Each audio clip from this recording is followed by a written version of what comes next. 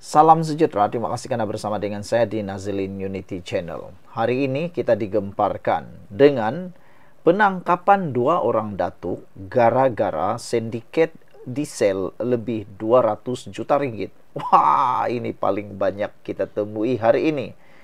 200 juta ringgit, bukan 2 juta ringgit, bukan 100 ringgit, bukan 20 juta ringgit.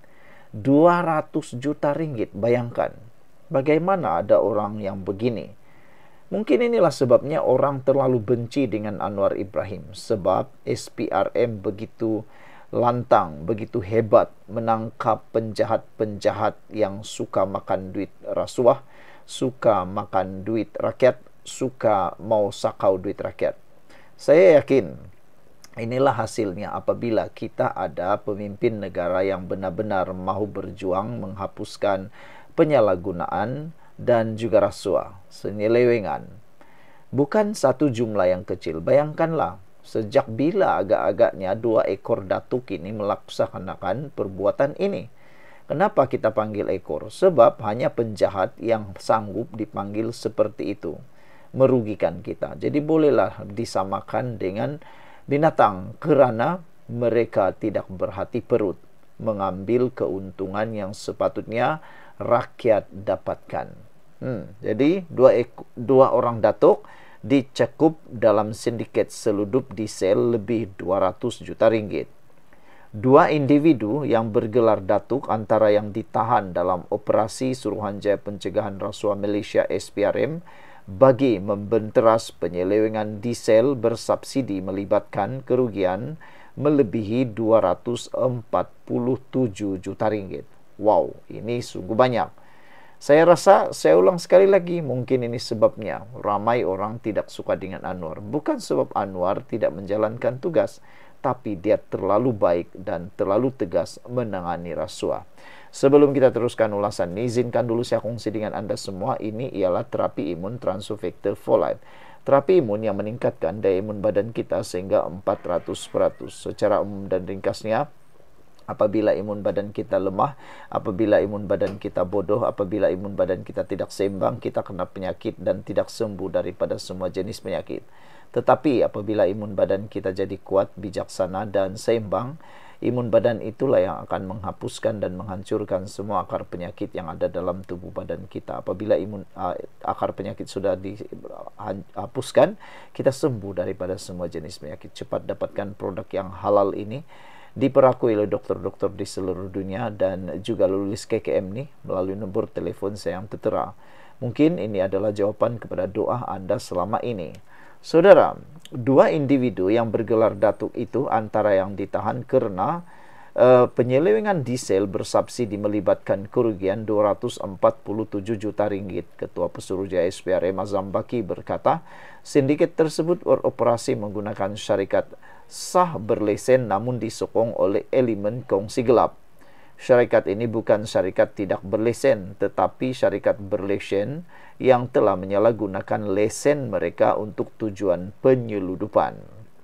Setakat ini, tiada maklumat mengenai penglibatan VIP, namun 2 daripada yang ditahan memiliki gelaran datuk, katanya dalam sidang media. Menurut Azam, siasatan yang digerakkan sejak tahun lalu itu adalah hasil maklumat awam yang kemudiannya dianalisis secara menyeluruh oleh bahagian risikan SPRM. Azam berkata sindiket tersebut juga didapati menjalankan operasi penyeludupan secara licik sehingga menyukarkan pengesanan oleh pihak berkuasa. Penyelewengan diesel dilakukan secara sistematik, termasuk menggunakan kemudahan logistik seperti kapal tangki dan sokongan dari jaringan yang beroperasi dalam kawasan strategik seperti Bintulu, Sarawak. Kegiatan ini melibatkan pengumpulan minyak termasuk dari pihak nelayan kemudian dipindahkan secara tidak sah untuk dibawa keluar menggunakan laluan tersusun untuk mengelakkan pemantauan pihak berkuasa, katanya. Azam turut menegaskan bahawa siasatan masih berjalan dan beberapa akaun syarikat serta individu terbabit sedang disiasat untuk tempo sehingga 10 tahun ke belakang bagi mengesan unsur pengubahan wang haram dan pengelakan cukai. Katanya lagi, SPRM juga menjalankan siasatan secara proaktif dengan kerjasama LHDN dan Kementerian Perdagangan Dalam Negeri dan Kos Sara Hidup bagi mengenal pasti jumlah cukai yang dielak serta subsidi yang disalahguna. Sekian untuk kali ini. Jangan lupa tinggalkan komen Anda, tekan butang subscribe. Bye-bye. Salam sejahtera. Terima kasih kerana bersama dengan saya di Nazilin Unity Channel. Akhirnya telah didedahkan tarikh sebenar pilihan raya negeri Sabah yang dinanti-nantikan. Ada yang menjangkakan bulan Ogos, ada yang menjangkakan bulan September atau bulan Oktober. Tapi akhirnya HJJ mengumumkannya hari ini. PRN Sabah, Dewan Undangan Negeri akan dibubar sebelum temat penggal November ini, kata Haji Jinor. Inilah tarikh muktamad yang beliau nyatakan. Dewan Undangan Negeri Sabah, DUN Sabah, akan dibubarkan sebelum ia terbubar secara otomatik bagi memberi laluan kepada pilihan raya negeri PRN 17 yang dijangka berlangsung pada tahun ini. Jadi makna kata tiada penambahan waktu atau tiada masa tambahan. Yang bermaksud tidak ada permohonan untuk pelanjutan masa bagi apa-apa yang berlaku dalam DUN Sabah. Maknanya kita akan teruskan undian pada tahun ini juga. Ketua Menteri Datuk Seri Haji Jinor berkata, keputusan itu mesti dilakukan kerana tempoh penggal Dewan Undangan Negeri Sabah akan berakhir pada November ini. Itu Jabatan Kaji Cuaca yang ramal hujan, tetapi soal pembubaran kita yang tentukan. Kita tidak ada pilihan sebab tempoh Dewan Undangan Negeri Sabah terbubar sendiri pada bulan November ini. Jadi kita mesti adakan sebelum itu, katanya ketika ditemui pemberita selepas menghadiri konvensyen mahasiswa Sabah di Dewan KDCA di sini pada Ahad. Menurut Haji Ji, pengumuman rasmi berhubung pembubaran Dewan Undangan Negeri Sabah itu akan dibuat tidak lama lagi dan beliau meminta semua pihak bersabar. Sebelum kita teruskan ulasan ini, jangan lupa tinggalkan komen Anda dengan tanda pagar Kami Sayang Malaysia. Tapi sebelum itu, izinkan dulu saya berkongsi dengan Anda semua. Ini ialah terapi imun Transfer Factor for Life. Terapi imun yang meningkatkan daya imun badan kita sehingga 400%. Secara umum dan ringkasnya, apabila imun badan kita lemah, apabila imun badan kita tidak kuat, apabila imun badan kita bodoh dan tidak seimbang, kita tidak sembuh daripada semua jenis penyakit. Penyakit tapak dan penyakit berakar di dalam tubuh badan kita. Tetapi apabila imun badan kita jadi kuat, apabila imun badan kita jadi bijaksana, apabila imun badan kita seimbang, imun badan itulah yang akan bertindak menghapuskan semua jenis penyakit yang ada dalam tubuh badan kita. Lalu kita sembuh daripada semua jenis penyakit. Cepat dapatkan produk yang hebat ini melalui nombor telefon yang tertera. Produk ini lulus KKM, halal dan diperakui oleh dokter-dokter di seluruh dunia. Cepat dapatkannya, mungkin ini jawapan kepada doa Anda selama ini yang mahu bebas daripada masalah kesehatan dan sembuh daripada masalah kesehatan Anda. Saudara, kata Haji Ji lagi, memang tidak lama lagi. Sabarlah, tunggu. Kalau cuaca ini terang, kita bubarlah. Cuaca baik nanti, katanya sambil berseluruh kepada pemberita. Ditanya sama ada Dewan Undangan Negeri DUN Sabah mungkin dibubarkan seawal Oktober ini, Haji Ji hanya menjawab ringkas dengan meminta sokongan kepada kerajaan yang dipimpinnya ketika ini. Untuk rekod, Dewan Undangan Negeri Sabah akan dibubar secara otomatik pada 11 November ini selaras dengan peruntukan perlembagaan negeri. Dalam pada itu, Haji Ji turut menjawab soalan mengenai cadangan dasar subsidi pembayaran balik pinjaman PTPTN untuk pelajar di Sabah. Kata Haji Ji, kita sekarang sedang buat kajian untuk membantu mereka yang masih berhutang dengan PTPTN.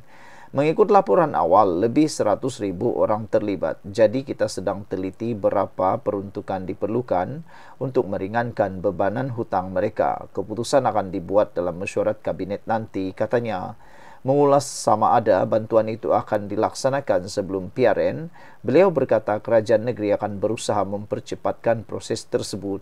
Kalau boleh secepat mungkin lagi bagus. Ini bukan gula-gula pilihan raya, kita bercakap soal membantu rakyat, tetapi mesti ikut aturan yang perlu dilakukan kerajaan, katanya. Selain itu, Hajiji berkata kerajaan negeri juga sedang meneliti cadangan menyediakan pendidikan percuma kepada pelajar di IPT yang dimiliki Yayasan Sabah. Kerajaan negeri mempunyai sebuah universiti di bawah Yayasan Sabah, yaitu College University Yayasan Sabah dan College Teknologi Yayasan Sabah. Kita fikirkan untuk memberikan pendidikan percuma kepada penuntut di sana termasuk yuran yang akan ditanggung kerajaan negeri, katanya. Ditanya mengenai jumlah pelajar yang bakal menerima manfaat tersebut, Hajiji berkata ini melibatkan semua penuntut di kedua-dua institut tanpa sebarang pengecualian. Berapa ramai pelajar yang ada, itulah yang kita bantu. Kita tidak boleh pilih-pilih, katanya, sambil menambah inisiatif itu berkemungkinan dapat dilaksanakan seawal pengambilan baharu tahun ini. Sekian dulu untuk kali ini. Jangan lupa tinggalkan komen Anda. Bye-bye. Salam sejahtera, terima kasih karena bersama dengan saya di Nazilin Unity Channel. Hari ini kita digemparkan pula dengan satu berita. Rafidah Ibrahim yang selama ini dianggap hero kampung Sungai Baru, yang ramai orang anggap seperti seorang yang betul-betullah berjuang untuk kampung Sungai Baru, akhirnya satu perkara terdedah pula. Ini berkait dengan satu saman fitnah yang pernah dihadapi oleh Rafidah Ibrahim, dan saman fitnah itu telah pun ada keputusannya. Hari ini akhirnya Rafidah Ibrahim hanya ada 7 hari untuk membayar balik ganti rugi sebanyak Rp281.200. Dalam diam, kita tak tahu pula, rupa-rupanya Rafidah Ibrahim ini ada case yang dia perlu bayar ganti rugi Rp281.200. Tapi yang ini dia tak risau pula. Dia risau pula tentang orang punya tanah, orang punya rumah, dan sebagainya. Jadi, apa ceritanya di sebalik ganti rugi yang perlu dibayar oleh Rafidah Ibrahim ini? Beliau diminta untuk menjelaskan ganti rugi sebanyak Rp281.200 dalam tempo 7 hari dari hari kepada seorang ahli perniagaan berhubung kes saman fitnah pada 4 tahun lalu. Perkara itu membabitkan keputusan Mahkamah Tinggi di sini pada 31 Julai 2024 yang membenarkan saman fitnah oleh Datuk Haris Embong 48 tahun dan syarikatnya Aris Prop Holdings dan Berhad terhadap Rafidah 39 tahun. Oh, rupa-rupanya ini membabitkan saman fitnah. Jadi, adakah ini adalah petunjuk bahwa Rafidah Ibrahim ini memang terlibat banyak fitnah sehingga dia sudah kalah dalam saman fitnah ini? Aduh, susah juga untuk kita terjemahkan apa yang berlaku sekarang ini. Sebelum kita teruskan ulasan ini, izinkan dulu saya kongsikan kepada Anda semua, ini ialah terapi imun Transofector for Life. Terapi imun yang meningkatkan daya imun badan kita sehingga 400%. Secara umum dan ringkasnya, apabila imun badan kita lemah, apabila imun badan kita bodoh, apabila imun badan kita tidak bertindak lagi dengan kuat dan seimbang, kita kena penyakit dan tidak sembuh daripada semua jenis penyakit. Terapi imun Transofector ini adalah yang menguatkan imun badan kita, menyeimbangkan imun badan kita, dan mendidik imun badan kita jadi bijaksana. Apabila imun badan kita sudah jadi kuat, bijaksana, ia akan menyeimbangkan imun badan kita dan akan menghapuskan semua akar penyakit yang bertumbuh berakar dalam tubuh badan kita. Apabila akar penyakit sudah dihapuskan oleh imun badan kita, kita sembuh daripada semua jenis penyakit. Cepat dapatkan produk yang hebat ini melalui nombor telefon saya yang tertera. Produk ini lulus KKM halal dan diperakui oleh dokter-dokter di seluruh dunia. Kalau Anda sudah berdoa bertahun-tahun untuk masalah kesehatan Anda, ini adalah jawaban yang Tuhan hantar untuk Anda semua. Saudara-saudara sekalian, yang mengejutkan ialah Menurut firma Israel Partnership yang mewakili Haris dan syarikat yang menjalankan perniagaan produk sejuk beku Aris Burger itu, mereka berkata Rafidah perlu membayar ganti rugi sebanyak Rp100.000 kepada Haris dan Rp150.000 kepada Aris Prop Holdings. Katanya mahkamah juga mengarahkan penyanyi berkenan selaku defendant membayar kos keseluruhan sebanyak Rp30.000 dan yuran peruntukan sebanyak Rp1.200. Menurutnya, notis pertama telah diserahkan kepada Rafidah melalui firma guaman terdahulu pada 19 September 2024. Namun, sehingga kini gagal mendapat sebarang maklum balas. Memang beginikah sikap Rafidah nih? Tidak mahu terima saman fitnah. Kalau saya tak silap, Mahfuz juga, Khalid Samad juga telah pun menghantar surat saman berkait dengan kenyataan fitnah juga. Tapi apa yang berlaku tidak sampai kepada Rafidah. Coba mengelak. Jadi apa yang berlaku, inilah dia. Tiada maklum balas daripada pihak Rafidah. Susulan itu, firma Israel berkata, jika Rafidah gagal membayar ganti rugi dalam masa 7 hari dari tarikh tersebut, tindakan lanjut akan diambil. Sementara itu, peguam Muhammad Israel Khairi yang mewakili Planatif mengesahkan perkara berkenan ketika dihubungi media pada Isnin. Notis pertama dihantar kepada firma guaman bagi pihak Rafidah di Shah Alam pada 20 Ogos tahun lalu bagi menuntut pembayaran berkenan seperti diperintahkan Mahkamah Tinggi. Notis kedua pula dihantar kepada firma guaman di Gombak yang baru dilantik Rafidah pada 19 September lalu. Notis berkenan menyatakan ia mengambil maklum bahawa surat bertarikh 20 Ogos tahun lalu kepada firma guaman mewakili defendant tidak mendapat sebarang maklum balas. Sementara itu, Haris dalam satu kenyataan berkata, banyak masa telah diberi kepada Rafidah untuk menyelesaikan tuntutan. Tindakan sewajarnya akan diambil jika beliau gagal membuat pembayaran atas jumlah yang dinyatakan.